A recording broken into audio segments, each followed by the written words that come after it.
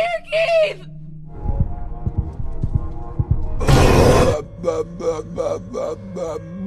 This process might seem overwhelming, but with a little practice, it can soon become a pleasurable experience. Why don't you come inside?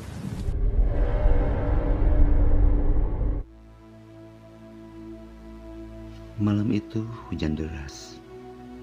Tess tiba di sebuah rumah yang dia pesan melalui Airbnb di Barbary Street nomor 467. Tapi saat dia mencoba untuk masuk rumah, dia tidak menemukan kuncinya. Dia mencoba menghubungi yang berkepentingan, namun tidak ada jawaban. Saat dia mau meninggalkan tempat itu, dia melihat lampu menyala di dalam rumah. Dia pun membunyikan bel. Seorang pria bernama Keith keluar menemuinya.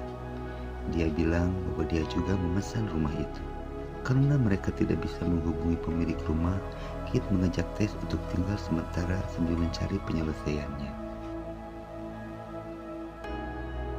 Tess berusaha memesan hotel di tempat lain, namun semua hotel yang dia hubungi full book. Dia lalu mandi dan minum sebotol anggur bersama Keith. Dia menceritakan bahwa dia akan menemui seorang pembuat film bernama Bonnie untuk wawancara kerja. Keith mengatakan bahwa dia pernah menonton salah satu film karya Bonnie. Mereka pun menjadi sedikit akrab sebelum akhirnya berangkat tidur. Saat tengah malam, Tess terbangun mendengar Keith mengigau dalam tidurnya. Dia mencoba membangunkannya. Mereka sama-sama terkejut. Keith mengatakan bahwa dia baik-baik saja. Keesokan harinya, Tess berangkat untuk wawancara. Saat melangkah keluar rumah, dia terkejut ketika menyadari bahwa semua rumah di tempat itu terbengkalai, ditinggal para penghuninya. Tess kemudian pergi menemui Bonnie di sebuah restoran. So nice to meet you. Nice to meet you too. I'll call you tomorrow. Okay, this is gonna be great. Saat Tess sampai di rumah kembali, seorang pria bernama Andre mengejarnya dan menyuruhnya keluar dari rumah itu. Tess buru-buru masuk ke rumah karena merasa ketakutan. Setelah merasa aman, dia penasaran pada ruang bawah tanah di rumah itu, lalu masuk menuruni tangganya. Saat dia masuk, pintunya menutup sendiri dan dia terkunci dari luar. Dia lupa membawa ponselnya yang tertinggal di meja dapur. Tess mencoba membuka jendela kecil namun sia-sia. Saat dia mencari alat untuk membantu membukanya, dia menemukan seutas tali yang di ujungnya masuk ke dalam sebuah lubang di dinding.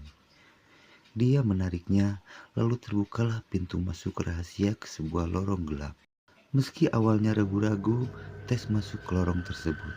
Dia menemukan sebuah ruangan dengan ranjang, kamera, dan sidik jari berdarah di dinding, serta tangga turun menuju lorong yang lebih dalam lagi.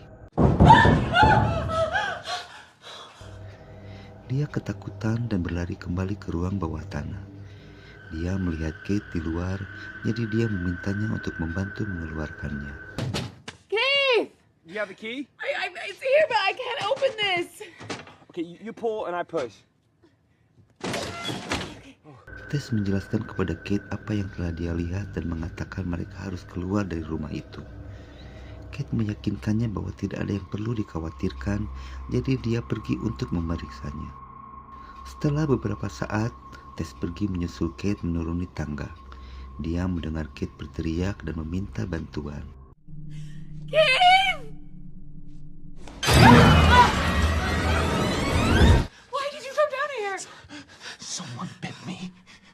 Saat mereka berusaha untuk kabur, sesosok monster berbentuk manusia telanjang yang mengerikan muncul dan menghancurkan kepala Kate hingga tewas. I'm not going back!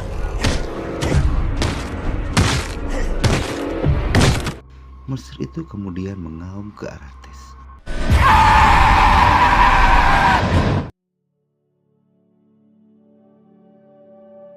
Seorang penulis skenario bernama AG sedang mengendarai mobilnya saat dia mendapat telepon dari rekan-rekan kerjanya.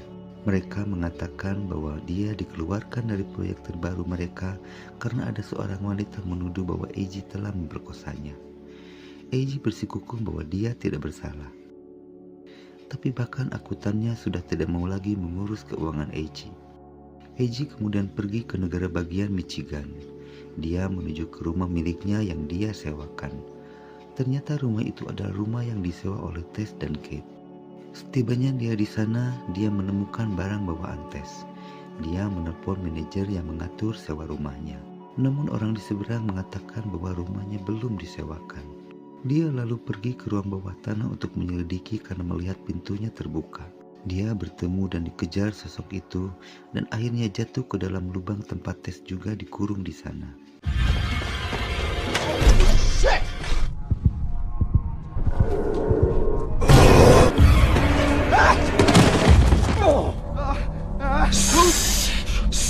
Kembali ke tahun 80-an saat Barbary Street masih dipenuhi penduduk. Seorang pria bernama Frank yang tinggal di rumah tersebut pergi ke supermarket untuk membeli produk bayi. Saat pulang, dia melihat seorang wanita muda dan mengikutinya hingga ke rumahnya. Frank berpura-pura menjadi petugas pemadam untuk masuk ke dalam rumahnya dan membuka kunci jendela kamar mandinya. Saat dia kembali ke rumah, tetangganya memberitahu Frank bahwa dia dan istrinya akan pindah ke tempat lain dan menjual rumah mereka.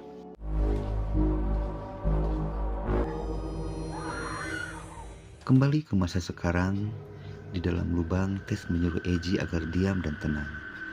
Sosok itu kemudian menurunkan botol dot bayi ke dalam lubang. Tess meminumnya, tapi Eiji tidak mau. Sosok itu memasuki lubang dan memperlakukan Tess seperti bayinya.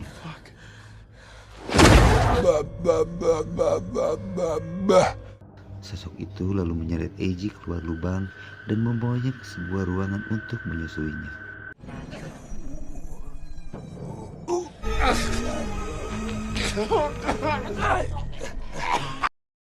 Sementara itu, Tess berhasil keluar dari lubang dan kabur menuju ruang bawah tanah. Dia berhasil keluar melalui jendela dan ditolong oleh Andre yang kebetulan lewat.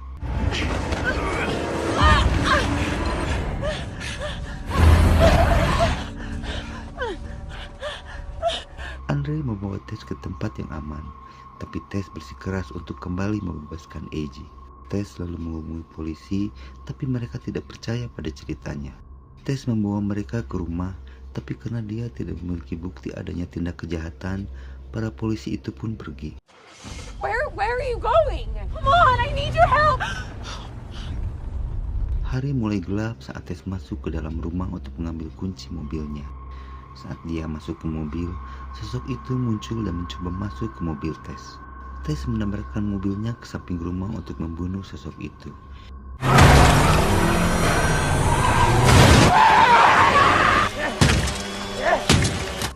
Namun hanya membuatnya pingsan sebentar. Sementara itu, Eiji masuk ke sebuah ruangan dan menemukan Frank tua. Dia terbaring di tempat tidur dan hampir mati. Eiji melihat beberapa kaset video yang disimpan Frank tentang wanita yang telah diperkosanya selama bertahun-tahun. Saat Eiji berteriak untuk mengungkapkan betapa gilanya dia, Frank mengeluarkan pistol dan menembak kepalanya sendiri.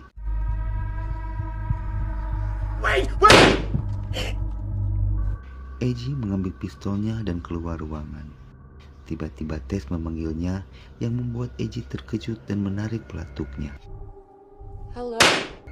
Tess tertembak di perut, tapi Eiji berhasil membantunya dan mereka berdua keluar dari rumah tersebut. Mereka berdua menuju ke tempat Andre di bawah tandon air besar. Andre menyuruh mereka pergi untuk menyelamatkan diri. Dia menceritakan kepada mereka bahwa Frank, pemilik rumah tersebut, menculik para wanita dan memperkosa mereka, menghasilkan anak-anak yang juga akan dia perkosa. Dan sosok itu adalah hasil perkosaan incest yang telah ada di rumah selama lebih dari 40 tahun. Andre yakin bahwa sosok itu tidak akan menemukan mereka di tempat itu. Tapi ternyata sosok itu tiba-tiba muncul dan menarik tangannya hingga putus.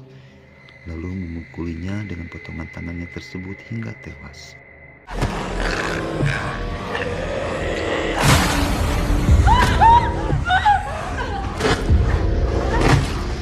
Tess dan Eiji berlari dan mencoba kabur menaiki menara tandon air. Pistol Eiji sempat terjatuh saat sosok itu mengejar mereka. Eiji berpikir licik agar dia bisa selamat.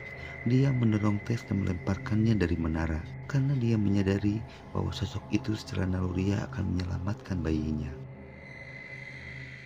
Eiji kemudian mengambil pistolnya dan menyusul ke bawah.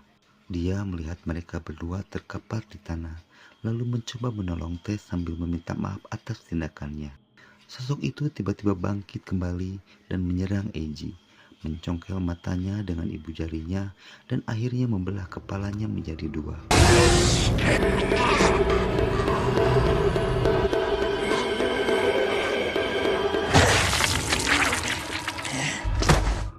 Sosok itu kemudian merangkak ke arah Tess untuk menyusuinya.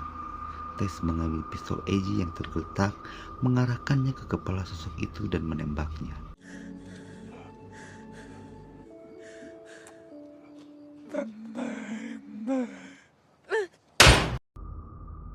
Tess kemudian bangkit dan berjalan pergi dari tempat tersebut.